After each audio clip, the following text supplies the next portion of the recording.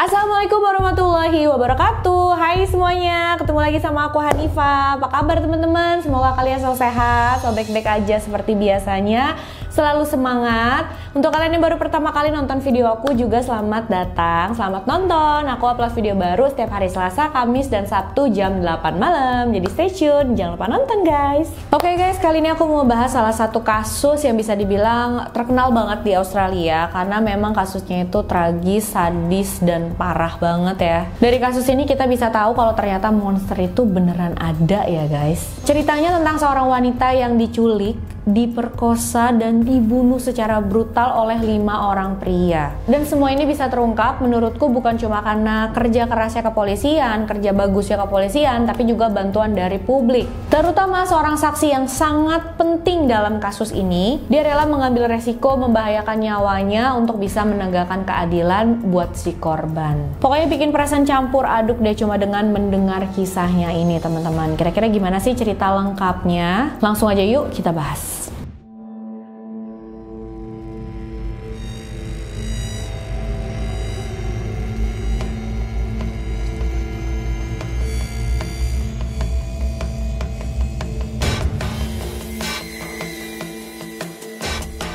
Semua kasusnya dimulai pada tanggal 4 Februari 1986. Hari itu sekitar jam 11 siang, ada seorang petani di area Blacktown, New South Wales, Sydney, Australia, menemukan hal yang sangat-sangat mengerikan. Petani ini lagi bawa sapi-sapinya untuk makan di padang rumput, tapi dia merhatiin kenapa ya kok sapi-sapinya ini berkerubun di satu tempat kayak mengendus-ngendus sesuatu gitu loh. Pada saat petaninya itu datengin dan ngelihat secara langsung, dia kaget banget karena ternyata di sana ada jasad manusia. Dia langsung hubungin polisi dan petugas langsung cepet-cepet datang ke lokasi kejadian. Setelah jasad itu dilihat sama tim forensik, mereka bisa yakin kalau itu adalah jasad seorang wanita yang umurnya kira-kira 25-30 tahunan. Dan jasad ini ditemukan dalam keadaan yang sangat mengenaskan tanpa pakaian sama sekali.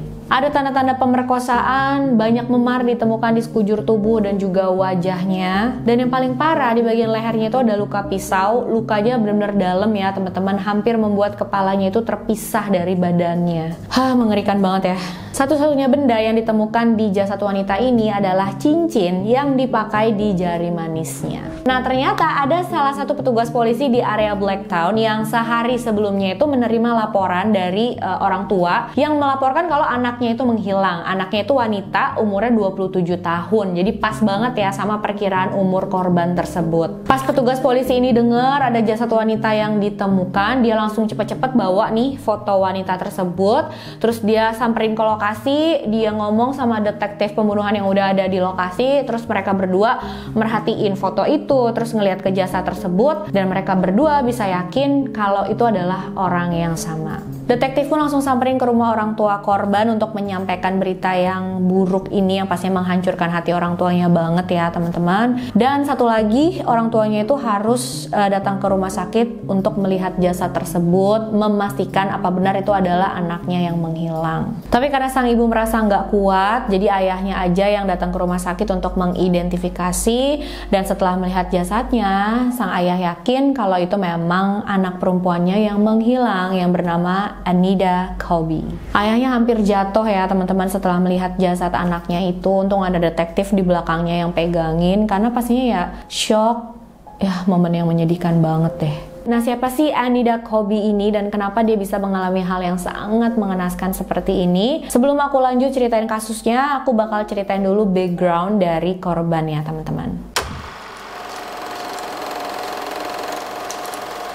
Anita Lorraine Colby lahir pada tanggal 2 November 1959 di Blacktown, Australia. Sedikit background dari area Blacktown-nya ini sendiri ya teman-teman. Jadi Blacktown ini adalah area pinggiran kota Sydney yang sebagian besar penduduknya itu orang-orang kelas pekerja yang kehidupannya sederhana. Juga banyak pemuda-pemudi yang memang nggak punya pekerjaan terus tinggal di rumah-rumah yang disediakan oleh pemerintah. Jadi kalau di sini mungkin kayak rumah susun gitu ya. Info yang aku dapat juga katanya memang pada pertengahan tahun 80-an di Blacktown itu kejahatan sedang tinggi-tingginya, apalagi dalam hal penyalahgunaan obat-obatan terlarang. Nah, di antara banyak penduduknya ada pasangan suami istri yang bernama Gary dan Grace Lynch. Gary saat muda bekerja sebagai seorang seniman grafis di Angkatan Udara, sedangkan Grace berprofesi sebagai seorang perawat. Mereka punya 2 orang anak yang bernama Catherine dan Anita Colby. Anita adalah anak pertama mereka, beda umur Anita dan Catherine itu 5 tahun. Dan untuk Anita, dia mengikuti jejak ibunya menjadi seorang perawat. Dan profesi seorang perawat ini cocok banget ya buat Anita Colby, karena memang menurut banyak orang dia adalah orang yang sangat ramah, baik hati, suka menolong. Jadi pastinya dia menikmati banget profesinya ini karena pada dasarnya memang dia suka menolong orang lain. Bahkan menurut rekan-rekan kerjanya, Anita ini bukan cuma menganggap pasiennya sebagai orang asing yang cuma sekali dia bantu habis itu udah dia lupain. Tapi Anita ini bakalan tahu ya tentang keluarganya si pasien, nama anaknya si pasien gitu, atau orang tuanya si pasien, masalah-masalah yang dihadapi segala macem. Jadi memang Anita ini kayak peduli banget dengan orang lain. Banyak juga orang yang mengenal Anita menjuluki dia sebagai malaikat di dunia nyata, wanita berhati malaikat. Anita juga pernah menjadi Miss Suburb karena memang dia selain cantik juga baik hati. Jadi menurut banyak orang ya memang dia tuh cantik dari dalam dan juga di luar. Pokoknya dia benar-benar dikagumi banyak orang, bukan cuma para kaum Adam aja gitu ya, para lelaki yang mengagumi dia karena dia cantik, baik segala macam, tapi juga orang-orang tua, perempuan-perempuan yang lain gitu ya. Karena memang Anita ini selain cantik dia baik hati, pinter, berprestasi. Pokoknya ya kayak kelihatan sempurna banget lah. Dia menikah dengan seorang pria yang bernama John Colby pada tahun 1982. John adalah seorang perawat juga. Mereka bertemu pertama kali bahkan di sekolah keperawatan. Keberuntungan dan kebahagiaan sepertinya terus mengikuti mereka nih, mengikuti John dan Anita. Karena nggak lama setelah mereka menikah, John menang lomba balap kuda dan dia mendapatkan uang sebesar $10.000. Kalau sekarang tuh sekitar 140 jutaan rupiah. Tapi kalau di tahun 80-an pastinya itu bisa dipakai untuk banyak hal ya teman-teman. Akhirnya John memutuskan untuk uang itu dipakai buat dia dan istri kesayangannya Anita berkeliling Amerika dan juga Eropa. Tapi sayangnya setelah berlibur itu terus mereka balik lagi ke Australia, hubungan mereka tuh malah jadi renggang. Mereka merasa nggak punya tujuan hidup yang sama. Akhirnya mereka memutuskan untuk berpisah. Tapi bukan bercerai ya teman-teman, cuma kayak berpisah dulu aja deh, kita masing-masing dulu sambil mikirin kita harus kayak gimana ke depannya, apakah hubungan kita harus diterusin atau gimana. Dan mereka pun berpisah dengan baik-baik, jadi mereka tetap berteman, mereka tetap berhubungan. Setelah berpisah dengan John, Anita kembali tinggal dengan orang tuanya di area Blacktown. Untuk sementara aja sih, sampai dia punya tempat tinggal sendiri, sampai dia tahu tujuan hidupnya kemana, apa yang harus dilakukan di dalam hidupnya gitu ya. Terus setelah 6 minggu berpisah nih, kayaknya mereka sadar kalau mereka tuh lebih baik bareng-bareng. Akhirnya mereka ketemuan lagi, terus mereka menjalani hubungan asmara lagi teman-teman. Mereka bahkan memutuskan untuk membangun keluarga. Ya udah deh, kita kayaknya emang lebih baik bareng. Kita bangun keluarga kecil yuk. Kita punya anak segala macam. Mereka juga udah mulai cari-cari tempat tinggal untuk mereka beli, terus dijadikan tempat tinggal berdua gitu ya nanti sama anak mereka juga. Tapi sampai semua itu terwujud ya mereka masih tetap tinggal di rumah orang tua masing-masing. Dan pada saat mereka memutuskan untuk mencari tempat tinggal, membangun keluarga, itu cuma 5 hari sebelum kejadian loh teman-teman. Sayangnya impian mereka itu nggak akan pernah terwujud. Dan karena itu juga pada saat jasad Anita ditemukan, dia masih memakai cincin pernikahannya. Oke teman-teman, itulah kira-kira sedikit background dari Anita Colby, kehidupan dia sebelum semua kasus ini terjadi. Sekarang kita lanjut lagi bahas kasusnya. Jadi Anita ini kan bekerja di Sydney Hospital teman-teman, dan itu ada di pusat kota Sydney. Sedangkan rumah orang tuanya ada di Blacktown. Jadi kalau misalkan dia mau berangkat kerja dari sana, itu biasanya naik kereta, pulangnya juga nanti naik kereta gitu loh. Jaraknya sekitar 40 km. Nah, insidennya itu terjadi pada tanggal 2 Februari 1986. Anita bekerja seperti biasa. Dia dapat shift pagi, jam 3 sore shiftnya selesai. Terus dia dan 2 orang temannya memutuskan untuk makan malam bareng dulu sebelum pulang ke rumah masing-masing. Jadi mungkin udah suntuk gitu ya kerja, mereka mereka kayak hangout dulu yuk, kita makan-makan dulu, nanti udah selesai baru kita pulang gitu.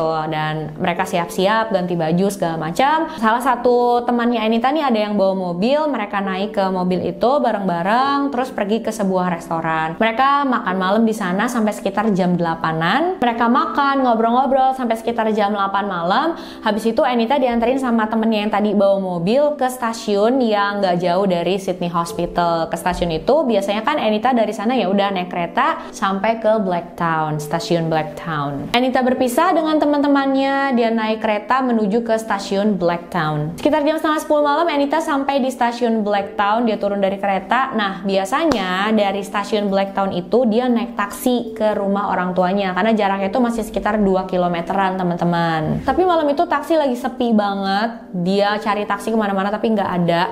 Akhirnya dia nyamperin satu telepon umum, dia berusaha nelfon orang tuanya di sana, tapi telepon umumnya itu juga rusak. Jadi nggak ada jalan lain. Dia memutuskan untuk jalan kaki aja deh pulang ke rumah. Walaupun saat itu udah jam 10 malam, udah keadaan sepi juga. Tapi mungkin karena Anita merasa itu adalah kampung halamannya, memang dari kecil dia udah tumbuh besar di sana, jadi dia nggak ngerasa asing sama daerahnya, dia ngerasa kenal sama daerahnya, dan dia merasa nggak ada yang harus dikhawatirin. Akhirnya ya dia jalan kaki gitu, dia beraniin. Sementara di rumah, orang tua Anita tuh udah bingung banget nungguin dia, kok belum pulang-pulang juga, nggak ada kabar sama sekali pula. Tapi malam itu orang tua Anita nggak begitu khawatir karena mereka berpikir, oh mungkin Anita nih nginep kali ya di rumah salah satu temennya yang nggak jauh dari tempat kerja. Karena Anita memang biasanya beberapa kali melakukan hal seperti ini. Jadi dia nginep di rumah temennya yang dekat sama Sydney Hospital supaya besoknya pagi hari itu dia nggak terlambat gitu, bisa dekat. Walaupun biasanya kalau memang dia mau nginep di rumah temennya, dia pasti ngabarin orang tuanya dulu. Tapi ini enggak. Sampai keesokan paginya belum ada kabar juga dari Anita. Sampai sore hari dia belum pulang ke rumah orang tuanya, nggak ada kabar sama sekali juga. Saat itulah orang tuanya mulai khawatir. Terus orang tuanya mulai tanya lah sama salah satu teman dekatnya Anita. Terus teman dekat Anita ini bilang sama orang tua Anita, loh aku juga bingung, Anita nggak masuk kerja hari ini, kami juga lagi cari-cari dia, kok tumben banget nggak masuk kerja terus nggak ngabarin sama sekali. Ini nggak seperti Anita sama sekali ya teman-teman. Anita ini orangnya bener-bener bertanggung jawab. Jadi kok dia kira-kira bakalan telat kerja aja, dia bakal ngabarin, aku kayaknya bakal telat nih gitu loh. Ini nggak masuk tapi nggak ngabarin sama sekali, nggak ke orang tuanya, nggak ke temennya, nggak ke tempat kerjanya. Saat itulah orang tua Anita tahu banget kalau ada sesuatu yang nggak beres terjadi sama anaknya. Mereka langsung datang ke kantor polisi dan melaporkan kalau anaknya menghilang. Orang tuanya melapor ke polisi itu di tanggal 3 Februari ya teman-teman, dan di tanggal 4 Februari ya jasad Anita Colby ditemukan di padang rumput oleh petani tadi. Kepolisian langsung membentuk satu tim yang berisikan 20 orang anggota yang terdiri dari polisi lokal dan juga beberapa detektif pembunuhan untuk berusaha memecahkan kasusnya Anita Colby ini. Awalnya tim investigasi sempat mencurigai suaminya Anita Colby yaitu John Colby, dan mereka sempat melakukan interogasi, tanya-tanya dengan John ini. Tapi setelah mereka melakukan interogasi itu, menyelidiki John juga, mereka bisa yakin kalau John Colby tidak terlibat dengan kasus pembunuhannya Anita sama sekali. Dari penyelidikan yang mereka lakukan juga mereka bisa tahu kalau pergerakan terakhir Anita adalah saat dia keluar dari kereta terus keluar dari stasiun Blacktown. Nah setelah itu petugas nggak tahu nih apa yang dilakukan oleh Anita. Apakah dia naik taksi pulang, apakah dia numpang sama orang asing yang ditemuin, atau dia numpang sama seseorang yang dia kenal terus keadaan memanas dan jadi seperti ini, atau dia jalan kaki pulang ke rumah. Karena saat itu petugas belum tahu kelanjutannya seperti apa ya teman-teman. Nah petugas melihat beberapa laporan yang kelihatannya tuh terkait dengan pembunuhannya Anita Colby nih. Jadi di malam kejadian ada beberapa warga di area Blacktown yang menelpon polisi untuk melaporkan kalau mereka itu mendengar suara jeritan wanita. Ada yang bilang juga mereka dengar suara jeritan wanita minta tolong, dan itu di jam-jam pada saat Anita keluar dari stasiun Blacktown. Bahkan ada laporan yang sangat spesifik dari salah satu warga. Jadi saat itu ada satu keluarga yang sedang bersantai di dalam rumah, ada ibunya, anak laki-lakinya yang baru berusia 13 tahun dan anak perempuannya yang masih lebih kecil lagi tuh. Mereka bertiga dia lagi santai-santai di ruang tamu, terus tiba-tiba mereka dengar suara jeritan wanita gitu, kayak kenceng banget. Mereka pun langsung ngeliat kan, ngecek keluar rumah. Pada saat mereka keluar rumah, mereka bisa melihat ada seorang wanita yang lagi dipaksa masuk ke dalam mobil oleh 2 orang pria, teman-teman. Dan itu lokasinya kayak di seberang jalan gitu ya, nggak jauh dari rumah mereka. Akhirnya anak laki-laki yang berusia 13 tahun tadi langsung cepet-cepet lari nyamperin mobil itu, berusaha nolongin, hey stop, berhenti, jangan bawa wanita itu gitu ya.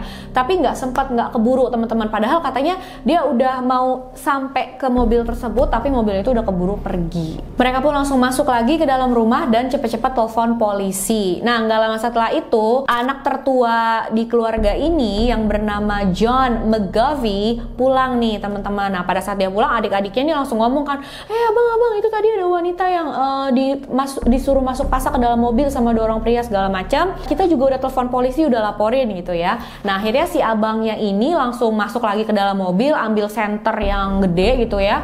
Terus dia langsung berkendara berusaha cari wanita tersebut, berusaha cari mobil yang dikasih tahu sama adiknya itu. Ciri-ciri mobilnya seperti apa kan dikasih tahu tuh ke abangnya. Nah, dia berusaha cari nih teman-teman. Nah, si abang ini bawa mobilnya, dia berusaha cari di satu area. Jadi itu dinamain Lovers Land. Kenapa dinamain Lovers Land? Karena di sana tempatnya gelap, sepi, nggak ada perumahan yang di dekat sana gitu ya. Jadi kayak jalan buntu, adanya rerumputan, pohon-pohonan, ujung jalan gitu loh teman-teman. Dan biasanya memang di situ dipakai untuk orang-orang pacaran di dalam mobil, untuk buang mobil-mobil curian, barang-barang curian dibuang di sana gitu. Dan yang lebih buruk lagi, jadi ya si John McGovey ini pergi ke sana untuk cari. Dia melewati 1-2 mobil doang karena memang di sana kan luas dan sepi. Dia senterin. Nah, dia menemukan satu mobil yang diparkir di pinggir gitu, di pinggir dekat padang rumput. Mobilnya ini kosong. Terus dia senterin ke dalam mobil, nggak ada orang sama sekali. Dia juga coba senter ke area sekitar mobilnya, itu kan banyak padang rumputnya tuh teman-teman. Tapi nggak ada siapa-siapa juga dan nggak ada suara siapa-siapa juga. Akhirnya John McGovey ini memutuskan untuk balik lagi deh. Kayaknya udah nggak ada kali, mungkin dia udah pergi ya, mereka udah pergi gitu dari daerah sini. Jadi dia pulang lagi ke rumah. Setelah mendengar hal ini, pastinya tim investigasi langsung menginterview Paul dan juga keluarganya, ibunya dan kedua adiknya tadi.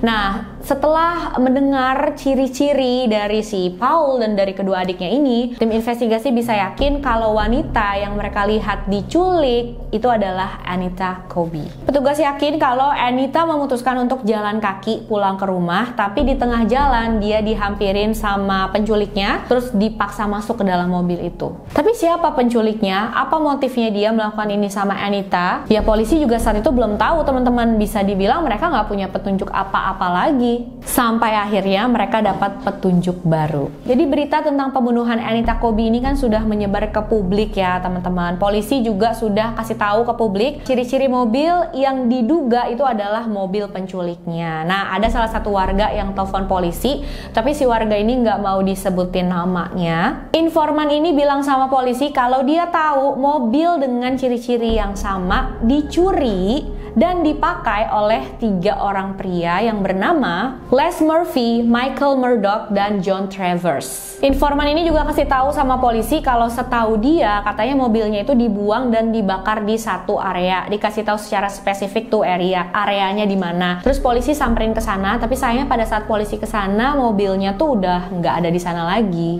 Tim investigasi melakukan pengecekan background kepada 3 pria ini dan mereka kaget banget. Ternyata 3 pria ini semuanya punya riwayat yang panjang dalam hukum gitu. Jadi udah pernah melakukan kejahatan-kejahatan sebelumnya. Tapi yang kejahatannya paling kejam itu adalah si John Travers, teman-teman. Polisi pun menangkap 3 orang pria ini atas tuduhan pencurian mobil.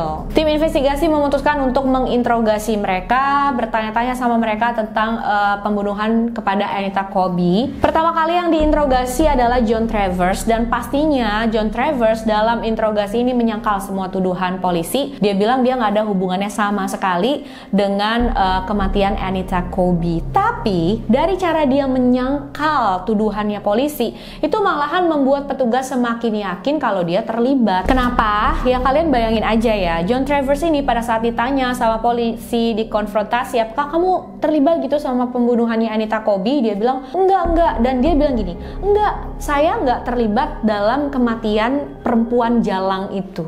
Gila banget kan ya, udah tahu itu korban pembunuhan tapi dia menjuluki si korban sebagai perempuan jalang.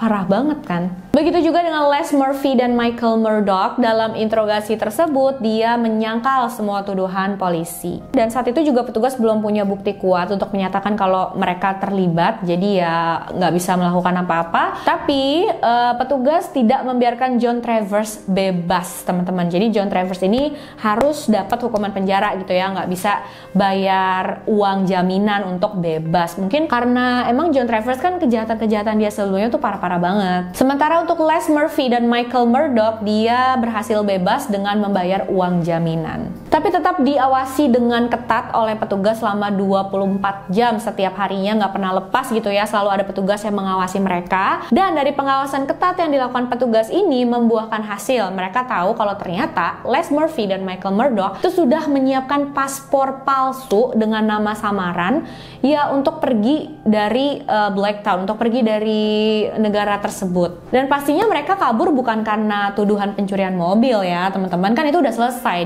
mereka udah bayar jaminan dan mereka udah bebas. Kalau memang mereka mau sampai pergi bikin paspor palsu segala macam kayak gitu, pasti kejahatan yang mereka lakukan ya buruk banget kan. Nah di saat itulah polisi udah mulai punya feeling yang kuat banget kalau mereka memang pelakunya. Sementara di dalam sel penjara, Travers punya satu permintaan simple ke sipir. Jadi dia bilang, Pak Sipir, tolong dong teleponin nih salah satu kenalan saya, wanita ini, teleponin. Saya mau minta tolong dia untuk bawain rokok buat saya. Sipir penjara kabarin hal ini ke tim investigasi, kasih nomor si wanita tersebut ke tim investigasi, dan tim investigasi menelpon wanita tersebut. Mereka berhasil untuk janjian ketemuan sama wanita ini, kenalannya si Travers nih teman-teman. Salah satu detektif ketemu dengan wanita kenalannya Travers ini. Mereka berbicara, dia mulai tanya tentang hubungannya Travers dengan wanita tersebut, dan wanita ini bilang, saya sempet pacaran Pak sama Travers gitu loh, jadi kayak mantan pacarnya ya.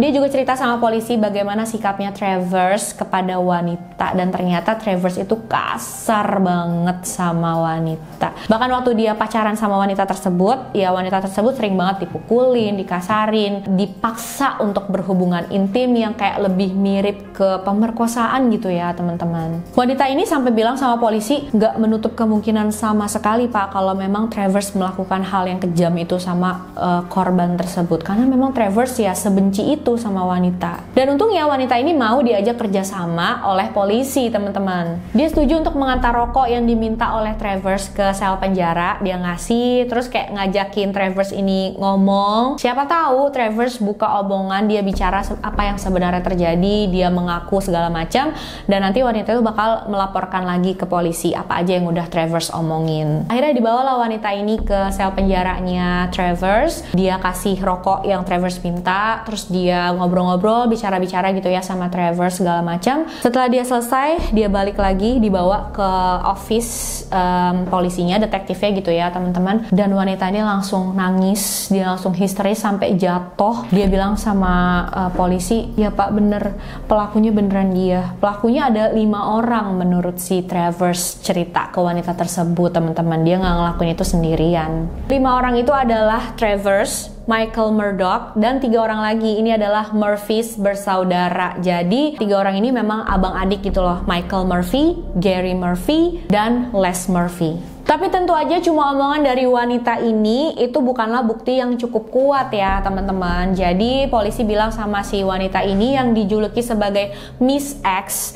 Nah polisi bilang, Miss X, kamu balik lagi deh ke sana, kamu berusaha lagi untuk membuat Travers cerita ke kamu, buka omongan ke kamu. Tapi kali ini polisi bakalan memasangkan alat perekam, alat penyadap gitu ya di balik baju si Miss X. Supaya kalau Travers ngaku itu bisa terekam dan bisa dijadikan bukti yang kuat nanti di pengadilan. Petugas saat itu tahu banget ya kalau Miss X memang bener-bener takut sama Travers karena memang Travers ini udah terkenal banget ganasnya. Tapi Miss X bilang dia mau melakukan hal yang benar dan dia mau membantu untuk mencari keadilan bagi korban. Jadi dia mau melakukan hal itu, teman-teman. Dia balik lagi, ngomong lagi sama Travers dan wow, luar biasa. Dia berhasil memancing Travers untuk bicara semuanya. Dan Travers menceritakan lagi semuanya sampai detail, teman-teman. Rekamannya itu dikasih sama polisi. Polisi sudah punya bukti kuat nih ya, teman-teman. Dan bahkan beberapa rekamannya itu nggak dipublikasikan karena dianggap terlalu grafik, dianggap terlalu sadis gitu loh. Akhirnya polisi melakukan penangkapan pada Michael Murdoch, John Travers, dan Les Murphy. Sedangkan dua pelaku lainnya yaitu Michael dan Gary Murphy, mereka berdua belum berhasil ditemukan. Nah, teman-teman, sebelum aku lanjut ceritain lagi kasusnya, aku bakal ceritain sedikit latar belakang dari kelima pelaku ini. Yang pertama adalah John Travers, yang pada saat kejadian itu umurnya baru 18 tahun. Dia bisa dibilang memang lahir dari keluarga yang bermasalah. Dari kecil, dia itu sudah diperlakukan tidak baik oleh ayahnya sendiri.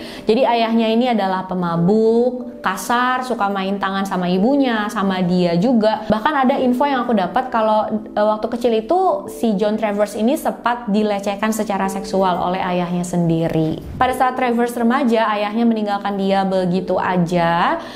Dia cuma diurus sama ibunya. Umur 13 tahun, Travers sudah mencoba memakai marijuana. Umur 14 tahun, dia sudah minum minuman beralkohol. Dia juga punya riwayat yang panjang tentang kekerasan pada binatang, penyerangan yang parah pada orang lain. Paling sering menyerang orang-orang yang dia anggap gay atau lesbian. Juga dia sering menyerang wanita-wanita jalanan. Nggak tahu juga ya kenapa orang macam ini kok bisa masih bebas berkeliaran gitu aja. Bahkan ada pernyataan dari salah satu tetangganya Travers yang bilang kalau dia beberapa kali ya, bukannya cuma sekali nih teman-teman, beberapa kali menyaksikan kalau Travers itu berhubungan intim dengan domba ataupun sapi. Habis itu dia langsung digorok gitu loh leher sapinya atau dombanya. Dan ini bukan cuma sekali dua kali dia lakukan ya, bisa dibilang rutin gitu loh teman-teman. Juga pernah ada tuduhan pada Travers kalau dia sudah memperkosa anak laki-laki yang baru berumur 9 atau 10 tahunan gitu teman-teman. Dan anak laki-laki ini juga harus dirawat di rumah sakit selama beberapa hari. Jadi ya Travers ini memang udah terkenal banget keganasannya. Gak heran walaupun umurnya masih muda, tapi dia sudah menjadi pemimpin atau ketua gitu ya di antara geng yang 5 orang ini. Yang kedua adalah Michael Murdoch. Dia juga punya banyak riwayat kejahatan, tapi nggak ada kejahatan penyerangan yang parah ya teman-teman, cuma kejahatan pencurian kecil-kecilan aja. Dan Michael Murdoch ini sangat-sangat mengidolakan Travers. Dia menjadikan Travers sebagai panutannya. Dia ikutin kemanapun Travers pergi. Sedangkan 3 orang lainnya yaitu Murphy bersaudara. Mereka semua abang adik. Yang paling tua adalah Michael Murphy, 33 tahun. Dia juga sama punya banyak riwayat kejahatan dari mulai perampokan, pencurian, dan juga penyerangan. Dia pernah dipenjara selama 10 tahun karena melakukan perampokan bersenjata. Bahkan pada saat kejadian kepada Anita, dia itu lagi melarikan diri dari penjara, teman-teman. Jadi harusnya dia itu dipenjara selama 8 tahun karena perampokan bersenjata yang dia lakukan dan juga pencurian mobil. Tapi dia kabur gitu loh dari penjara. Dan mobil yang mereka pakai itu juga adalah mobil curian yang dicuri oleh Michael Murphy pada saat dia kabur dari penjara. Pada saat melakukan pembunuhan kepada Anita, dia itu sudah 2 bulan buron. Sedangkan Gary 28 tahun dan Les Murphy 22 tahun ya mereka cuma ikutin abangnya aja, Michael Murphy. Kemanapun abangnya pergi, apa yang dia lakuin ya udah diikutin aja gitu. Jadi ya dia ada di circle yang 5 orang ini. Tapi mereka berdua pun juga punya riwayat kejahatan yang lumayan banyak. Kebanyakan adalah penyalahgunaan obat-obatan terlarang dan juga pencurian. Kira-kira itulah background dari kelima pelaku. Serem-serem banget ya teman-teman. 5 orang monster dijadikan satu. Dan mereka semua ini tinggal di rumah yang disediakan oleh pemerintah. Terus mereka juga nggak punya pekerjaan apa-apa. Jadi ya udah cuma gitu-gitu aja.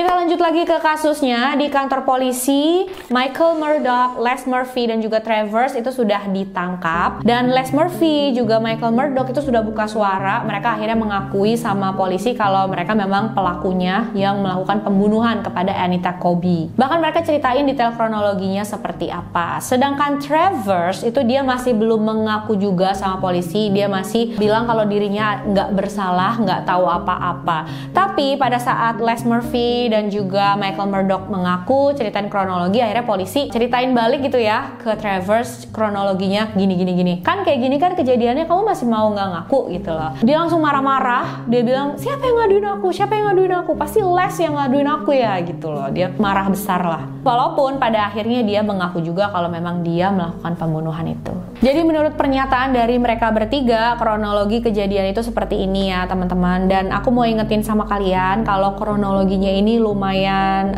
sadis gitu ya.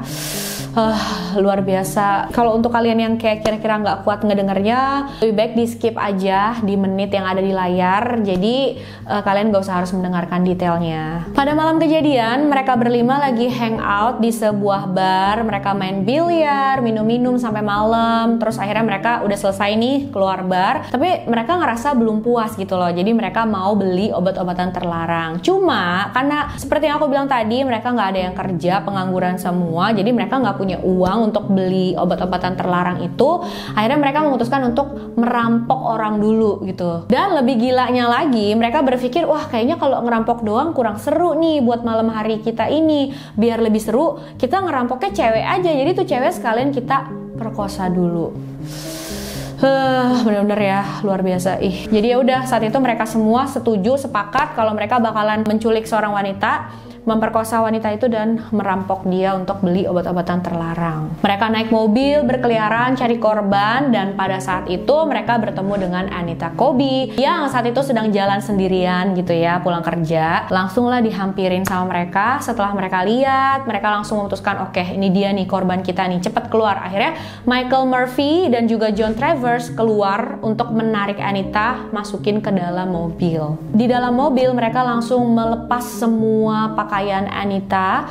Bahkan beberapa dari mereka itu sempat memperkosa Anita di dalam mobil tersebut teman-teman, secara bergantian. Mereka juga memukuli wajah, perut, dan sekujur tubuh Anita dengan sangat parah. Mungkin ya supaya Anita itu nggak melawan ya. Di jalan juga kan mereka sudah mulai mau kehabisan bensin tuh mobilnya. Akhirnya mereka dengan beraninya, walaupun di kursi belakang tuh ada wanita yang lagi mereka culik gitu ya, mereka berhenti di sebuah pom untuk isi bensin. Tapi si Anita ini diancam, jadi ditodongin pisau gitu ke lehernya. Jangan teriak, jangan ngomong apa-apa. Kalau misalkan kamu teriak ya bakalan aku habisin gitu loh. Habis itu mereka bawa Anita ke Lover's Land. Yes, area yang tadi sempat didatengin sama McGovey, mencari gitu ya, disenterin sama dia. Dan mobil yang dia senterin kosong itu ternyata bener mobil pelaku teman-teman. Tapi pelakunya ini ngumpet di tengah-tengah padang rumput itu. Mereka berlima sama Anita juga ngumpet di tengah-tengah rumput supaya nggak kelihatan.